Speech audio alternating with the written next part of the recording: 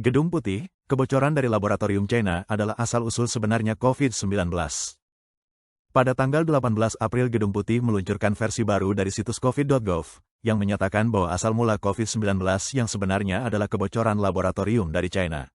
Situs yang diperbarui ini secara tajam mengkritik Lembaga Kesehatan Masyarakat AS, dengan menyatakan, pejabat kesehatan masyarakat sering menyesatkan rakyat Amerika melalui pesan yang saling bertentangan, reaksi spontan, dan kurangnya transparansi.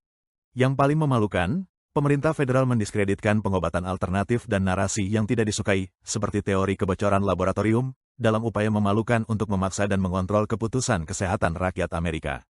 Pemerintahan Trump secara langsung menyebut Dr. Anthony Fauci, menuduhnya mempromosikan teori asal mula alami. Gedung Putih menyatakan, publikasi asal mula SARS-CoV-2, yang berulang kali digunakan oleh pejabat kesehatan masyarakat dan media untuk mendiskreditkan teori kebocoran laboratorium, didorong oleh Dr. Fauci untuk mendorong narasi yang diinginkan bahwa COVID-19 berasal secara alami. Gedung Putih mencantumkan 5 poin utama yang mendukung teori kebocoran laboratorium. Virus ini memiliki karakteristik biologis yang tidak ditemukan di alam. Data menunjukkan bahwa semua kasus COVID-19 berasal dari satu kali penularan ke manusia. Ini bertentangan dengan pandemi sebelumnya, di mana terjadi banyak peristiwa penularan silang dari hewan ke manusia. Wuhan adalah rumah bagi laboratorium penelitian SARS terkemuka di China, yang memiliki sejarah melakukan penelitian peningkatan fungsi, manipulasi gen dan peningkatan organisme pada tingkat keamanan hayati yang tidak memadai. Peneliti di Institut Virologi Wuhan, WIV, mengalami gejala mirip COVID pada musim gugur 2019, beberapa bulan sebelum COVID-19 ditemukan di pasar basah. Berdasarkan hampir semua ukuran ilmiah, jika ada bukti asal-usul alami, seharusnya bukti tersebut sudah muncul, namun hingga kini belum ada. Pada Januari tahun 2025, Chia mengeluarkan laporan yang menyimpulkan bahwa COVID-19 kemungkinan besar bocor dari laboratorium China, memicu kembali perdebatan global. Lembaga ini menilai asal-usul laboratorium lebih mungkin dibandingkan asal-usul alami, namun mengakui bahwa temuan ini memiliki tingkat keyakinan yang rendah dan akan terus dievaluasi. Tinjauan ini diperintahkan pada akhir pemerintahan Biden dan dirilis di bawah pemerintahan Trump. Sebelumnya pada tahun 2023, Departemen Energi AS juga menyimpulkan dengan tingkat keyakinan rendah bahwa virus tersebut kemungkinan berasal dari laboratorium.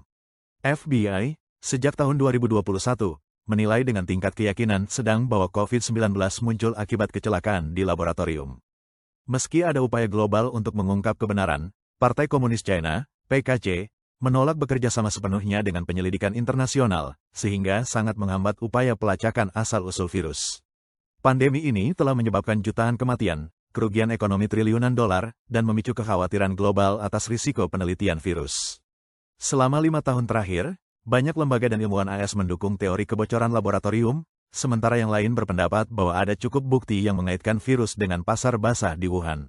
Gedung Putih juga menerbitkan laporan setebal 520 halaman dari subkomite terpilih DPR untuk pandemi virus corona, yang diselesaikan pada bulan Desember tahun 2024 setelah 2 tahun penyelidikan. Laporan tersebut meninjau asal mula virus serta tanggapan federal dan negara bagian terhadap pandemi. Komite menyimpulkan bahwa COVID-19 kemungkinan besar berasal dari kecelakaan terkait laboratorium atau penelitian. Temuan utama lainnya adalah bahwa Institut Kesehatan Nasional, NIH, AS mendanai penelitian perolehan fungsi yang kontroversial di Institut Virologi Wuhan sebelum wabah terjadi, penelitian yang bertujuan meningkatkan virus untuk membantu pengembangan pengobatan. Selama penyelidikan, komite menggelar 25 sidang, melakukan lebih dari 30 wawancara yang ditranskripsi, dan meninjau lebih dari 1 juta dokumen. Temuan-temuan tersebut menunjukkan keyakinan kuat terhadap teori kebocoran laboratorium. Komite juga mewawancarai Dr. Fauci secara tertutup selama 2 hari. Sebelumnya dianggap sebagai tokoh paling dipercaya di AS selama awal pandemi pada tahun 2020, Fauci kini menjadi pusat perhatian baru. Laporan tersebut juga menemukan bahwa lockdown lebih banyak membawa kerugian daripada manfaat, dan mandat penggunaan masker tidak efektif dalam menghentikan penularan virus, sebuah kesimpulan yang bertentangan dengan penelitian sebelumnya yang menunjukkan masker membantu mengurangi penyebaran di ruang publik.